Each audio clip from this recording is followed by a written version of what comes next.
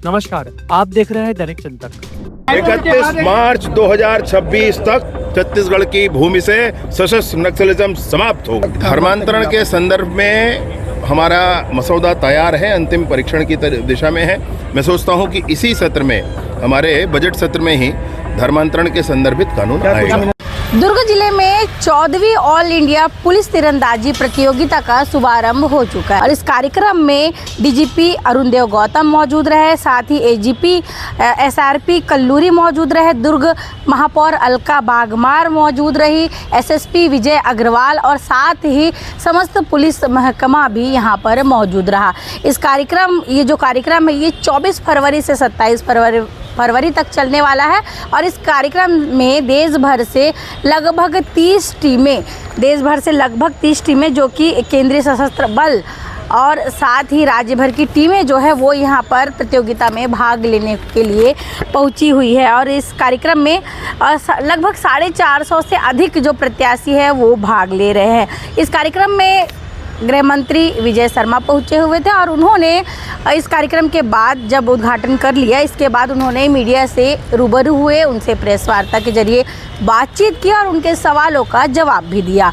इस दौरान उनसे कई सवाल पूछे गए। पहला सवाल जो रहा वो नक्सलियों पर रहा कि किस प्रकार से छत्तीसगढ़ में जो मार्च तक डेडलाइन दी गई थी कि नक्सलवाद समाप्त हो जाएगा, तो उन्होंने बताया कि नक्सलवाद समाप्त होने की ओर तो है, लेकिन ऐसा नहीं कहेंगे कि अगले ही महीने 1 तारीख से आप वहां जा सकते हैं, अभी रुकना है। यही उन्होंने कहा, क्योंकि एक तरफ भूपेश बघेल का भी जो बयान है वो वायरल हो रहा था कि जब तक मिलिट्री फोर्स नहीं हट जाती तब तक ये नहीं माना जा सकता कि छत्तीसगढ़ जो है वो नक्सल मुक्त हो चुका है। उसी पर पलटवार करते हुए उन्होंने ये जवाब दिया। इसके साथ ही झीरम घटना पर भी उन्होंने भावुक प्रतिक्रिया दी है कि किस प्रकार झीरम घटना हुई थी और कैसे लोग उसमें प्रभावित हुए थे।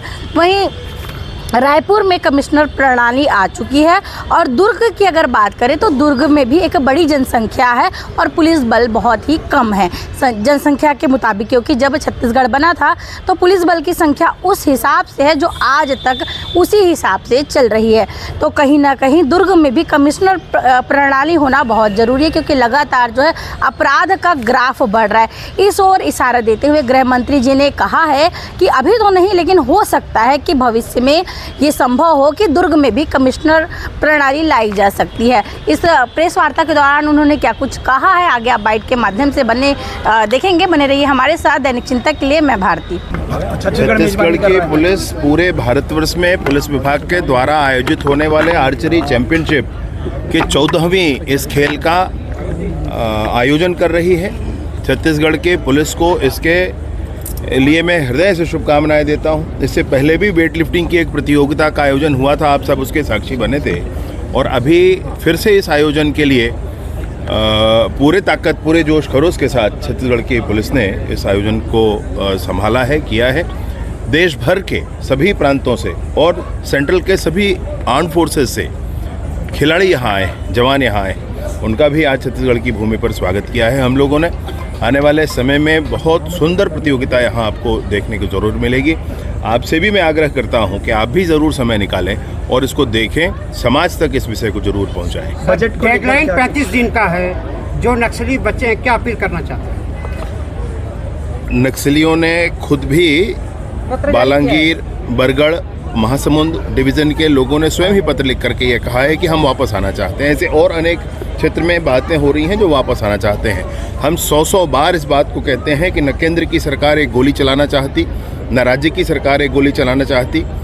सरकारें इनके वापस आने पर, मुख्यधारा में आने पर लाल कालीन बिछाकर उनका स्वागत करती है और इनके सुरक्षा, सुविधा और स्वास्थ्य सभी का ध्यान रखा जाएगा। आने वाले समय पर इनके सामाजिक पुनर्वास, मानसिक पुनर्वास और आर्थिक पुनर्वास सबकी चिंता की जाएगी। बार बार आग्रह है ये सब वापस आ जाए। वो तो ठीक है, लेकिन छत्तीसगढ़ के पूर्व मुख्यमंत्री ताम्रध्वज साहू सीधा आरोप लगा रहे हैं 200 नक्सली अभी भी बचे हुए और बस्तर में छुपे। आंकड़ा दे रहे हैं आपको और आप बोल रहे हो खत्म हो रहे। मुझे एक बात बताओ भाई, 6,500 से 200 हैं, आपको समझ में है बात?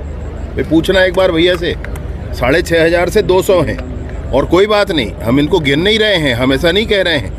इनको हम वापस ही लाना चाहते हैं कि मुख्यधारा पर वापस उनके लाना। पास आंकड़ा कहाँ से आ रहा है? इसमें- उनके पास आंकड़ा इसमें- कहाँ से आ रहा है? छत्तीसगढ़ में सरेंडर ना इसमें मैं करके आपसे तेलंगाना में मेरी बात सुनो। इसमें मैं आपसे ये कहना चाहता हूँ कि मैं उनसे जो कहना चाहता हूँ वो ज़रूर एक बार आप ध्यान करें और उन तक पहुँचाएं भी और समाज में भी पहुँचाएं। झीरम की घटना हुई थी जिसमें हम लोग ये कहते हैं, मैं ये बिल्कुल ये कहता हूँ कि ये छत्तीसगढ़ का नेतृत्व उसमें नहीं रहा था। हालांकि वो कांग्रेस के नेता हैं, लेकिन हम मानते हैं कि छत्तीसगढ़ का नेतृत्व नहीं रहा। जब रात में भी 12 बजे मैं वहाँ से निकला हूँ, मैंने झीरम के उस स्थान को प्रणाम किया है। उस स्थान पर मैंने ये ज़रूर कहा है, ये ज़रूर सोचा है कि इन सब के साथ इन शहीदों ने जो हमारी माटी, हमारे छत्तीसगढ़ के लिए जो बलिदान दिया है, इसका रिजल्ट आना चाहिए। आज सशस्त्र बल के जवान जब उस परिणाम को निकाल कर ला रहे हैं, तो सशस्त्र बल के जवानों को फिर नीचा दिखाने का काम अगर ये कर रहे हैं तो मैं सोचता हूँ कि धिक्कार है। उनकी ही पार्टी के नेता थे जिनके जो शहीद हुए थे उस समय, और आज जवान जो कर रहे हैं वो उन्हीं के लिए वो काम कर रहे हैं, और उन जवानों की ही यही शौर्य पर प्रश्न चिन्ह लगाने वालों को मैं कुछ नहीं कह सकता भाई। सीएम भूपेश बघेल ने कहा है कि पैरामिलिट्री हटाने के बाद ही हम मानेंगे कि नक्सली मुक्त हुआ है। देखो भैया, नक्सल के टॉप लीडर कल मुझे सूचना मिली कि देवजी नामक जो बसवराजू के बाद दूसरा नंबर का नक्सली था, जो उस समय उनके जनरल सेक्रेटरी के नाते अभी काम कर रहा था, उसने भी पुनर्वास किया है, और अन्य नक्सलियों ने भी पुनर्वास किया है। ये टॉप कैडर खत्म हुआ है, नीचे के सारे कैडर खत्म हुए हैं। आपको ध्यान आएगा कि हमने 2700 की संख्या, आपको 2700 से अधिक लोगों ने पुनर्वास किया है, 1800 से अधिक लोग गिरफ्तार हुए हैं, 500 से अधिक लोग न्यूट्रलाइज हुए हैं। ये संख्या कुल मिलाकर 6000 जाती। ये पूरा फोर्स उनका खत्म हो चुका है। आने वाले समय में जो थोड़ा समय और बच गया है, वो भी एहतियातन सब कुछ करना पड़ेगा। फिर भी मैं आपसे नहीं कहूँगा कि 1 अप्रैल 2026 को आप चले जाओ वहाँ पर घूमने के लिए। फिर भी मैं कहूँगा कि भैया रुक जाइए, समय तक पूरा काम समाप्त किया जाएगा। फिर भी आपसे आग्रह रहेगा, फिर भी इस बात की अपेक्षा रहेगी कि थोड़ा हम देख लें और समझ लें चीज़ों को। अगर इतनी बात भी उनको समझ में नहीं आती है तो मैं नहीं कह सकता कि वो क्या 31 मार्च 2026 तक छत्तीसगढ़ की भूमि से सशस्त्र नक्सलिज्म समाप्त होगा। चलो हो गया। मंत्री जी, रायपुर के बाद एक बड़ा इलाका दुर्ग भी है, बिलासपुर भी है। कमिश्नरेट की प्रणाली आपने रायपुर में लागू कर दी, क्या आगे संभावना दुर्गों को लेके भी है, क्योंकि रायपुर से दुर्ग चिपका हुआ है? ऐसा कोई एक हर वो महानगर छत्तीसगढ़ का जहां पर इसकी आवश्यकता है, कालांतर में भविष्य में यह जरूर लागू होगा।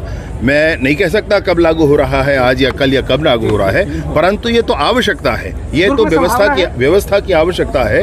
वहाँ पर हर जगह पर भी दुर्ग है, बिलासपुर है, और मैं कुछ कहता हूँ बड़े शहर जितने हमारे हैं सब जगह। धन्यवाद। आप देख रहे हैं दैनिक चिंतक। आगे की अपडेट के लिए बने रहे हमारे साथ। हमारे चैनल को लाइक, सब्सक्राइब और शेयर करना ना भूलें।